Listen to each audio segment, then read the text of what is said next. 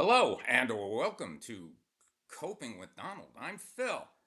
Today in this episode, I'm not going to talk about Donald at all. I'm going to start with an explanation of this thing. Then I'm going to move on to something about Bitcoin. And finally, a Publix run. The Publix run will be last, just in case you're more interested in the Bitcoin thing. Oh boy, it is 6:07 p.m. on February 23rd, 2026. I went on my walk. To go on my walk, I had to wear this. It says here that it's less than 50 degrees. I don't know. It didn't feel that cold when I was out there. But that's what it says. And in Florida, this is what you do when it gets to less than 50 degrees. I know. It's ridiculous. But this is the very famous, what we used to call at the post office when I would come out with this old thing.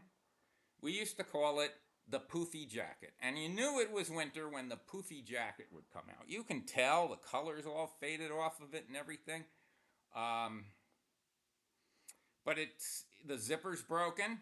The some of the buttons work, and they're like coated in like aqua green.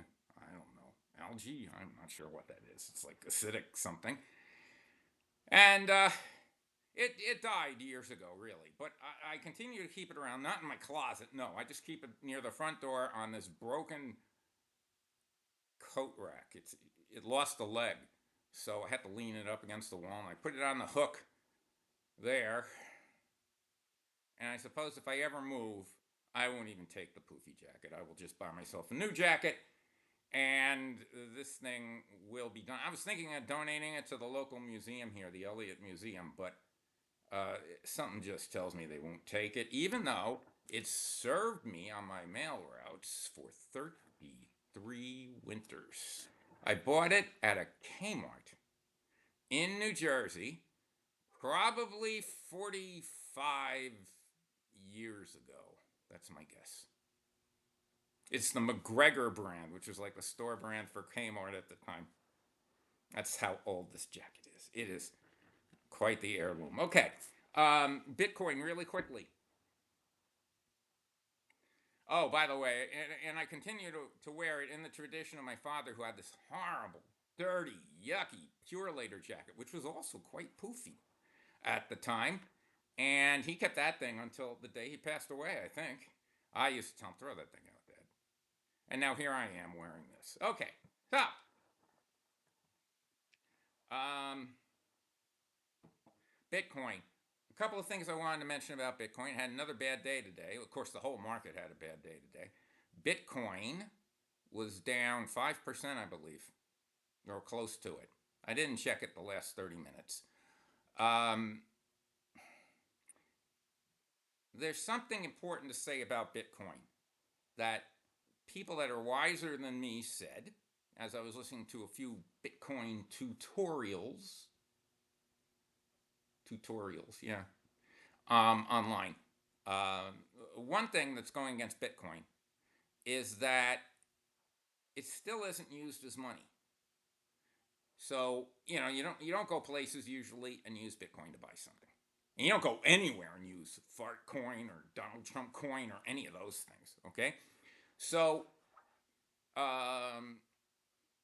or any of the 500,000 other ones that are around.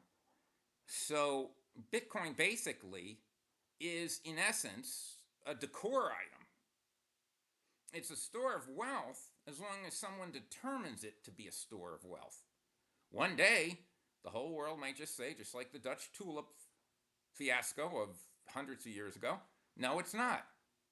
Okay? Because it doesn't have the money use. And one of the reasons it doesn't have the money use is because basically people say, well, you buy Bitcoin and then you hold on to it until it's $7 million. So why would you spend it? That's the theory. Okay. Also, the second reason that Bitcoin's a bit in the dumps right now is because, especially kids or young people up to maybe age 35, Bitcoin isn't cool anymore. Even though, as one person pointed out, well, I'll save this for later, but Bitcoin isn't cool anymore. And guess what has gone crazy in the last 5 years online? Sports betting. Sports betting, which, of course, you're putting up a lot more. Well, no, you're not putting up a lot more, but you'd be putting up $300, and you're either going to win that bet or you're going to lose that bet, okay? So sports betting is more exciting, more a bonding experience with people, and they can talk about it, and they can razz on each other during the game, and then when they lose, as you've seen, sometimes they just punch in their TV and break the screen. So that's a second reason people are choosing sports betting over Bitcoin. It's not as alluring anymore. The third reason is, and this is the one I kept this line for, which I just now forgot, but oh, I know what it is.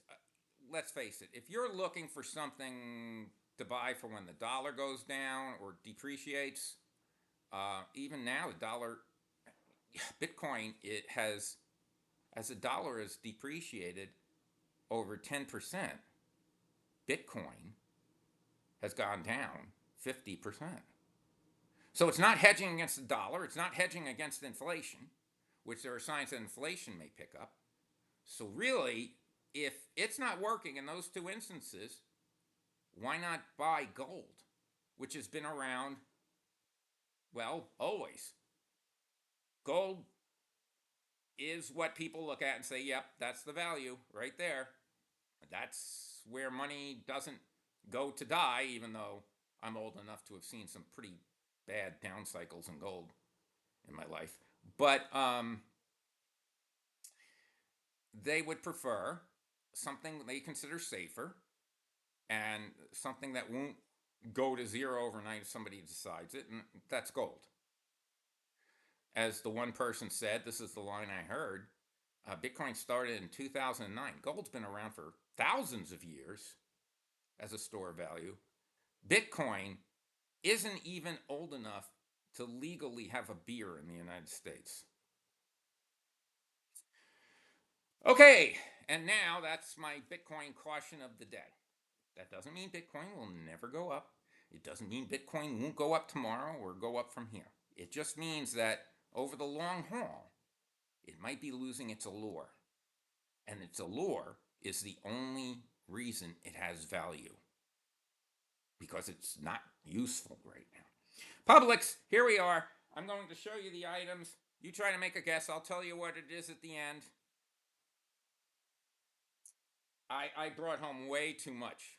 And I was sweating in my poofy jacket, by the way, carrying all that. I really brought home more than I should have, but I got it home, and that's the important thing. It was actually kind of a good workout. Last week, Publix didn't have anything that I considered special, or this week, they had a lot of stuff. They had stuff that was right down my alley, okay?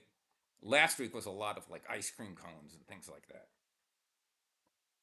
But I got 2 boxes of Kicks from General Mills. This is a store name cereal. Remember, I look for values all the time, okay?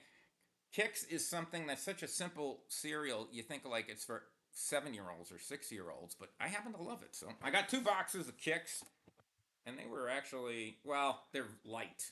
So they were 12 ounces. It looks bigger actually than a lot of the other cereals that would be 12 ounces. Because it's so light, you have to put more Kicks in the box. I got 2 of my Mrs. T pierogies, loaded baked potatoes, 2 of them. I can't really see here. I think they're a pound each. I got 1 beefsteak tomato. Okay, for me, this isn't mushy, so it should be good. I don't care what kind of brand of tomato you get. If it's mushy, I can't make much use of it. That's just the way I like my tomato. 2 8 o'clock coffees. The reason I got this wasn't really because of the price. I got 2 of these. I only got 1 tomato. 2 of these, 10 cups in a box. They were more than I would like to pay if I'm really trying to be a stingy guy. Okay? But they're decaf. And in the stores, they have tons of brands at Publix, but they not too many brands that are decaf, That one was on sale. That's why I got it. I got 2 bags of this. This is my. Yeah, I had a good day in the market today. I wound up. I guess I was up $300 in my trading. So I figured I'm gonna buy some of my favorite foods that are on sale, even if I have to struggle carrying them home. 2 bags of Celentano tortellini. These are over a pound each. Yep, they're over a pound each. And I happen to love these things. I think I could use my beefsteak tomato here.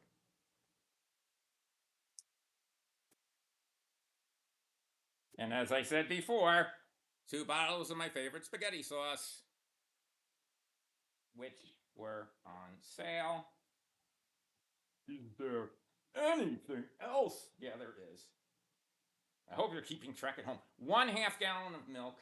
I had a 2 liter of soda. I had to put it back. It was too heavy.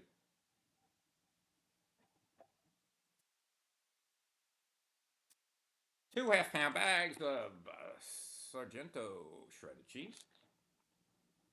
They're each a half a pound. And this is going to keep me eating for a while, guys, you know? Ah, here we go. 4 Envy apples. These things are really good. Envy apples and can't think of the name of the other one, but if I ever buy it again, I'll show you. But the Envy apples are really good. Okay. Um, they were on sale, obviously, and that's why I got them. That was a treat for myself. I got 4 of them. I got 2 of these little things. They're just like side dishes to. They're very small. Michelina's. These happen to be fettuccine alfredo with chicken. They had one with pizza rolls, but man, even the picture didn't look good. It looked like something you'd see under a microscope in a laboratory that checks out infectious diseases or something. I said no. And 2 Progresso chicken noodle soup. These are over a pound each. And you don't put water with these. Okay. So that's it. But that was heavy coming back. It was digging into my hand, you know? So all those things probably keep me eating for 5 days, I would think. What do you think they cost?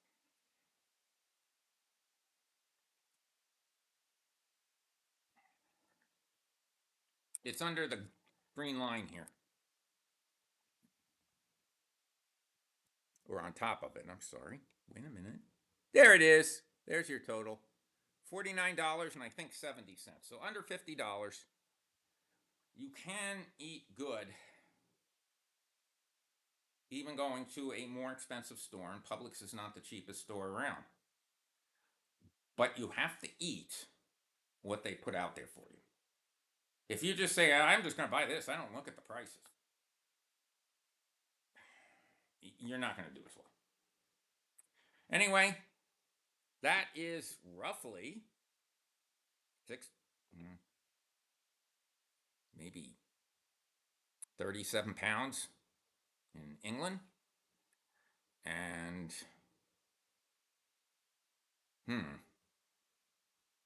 7,500 yen in Japan, and how many euros? Maybe 40 euros, 41 euros. So I think I did pretty good. I'm happy with the stuff. I'm excited to eat it, and that's the problem. I buy all this stuff I love. I eat way too much of it, you know? Okay, everybody, have a wonderful night. I get to use a blanket tonight. I love it. All right. And just have a great night, okay?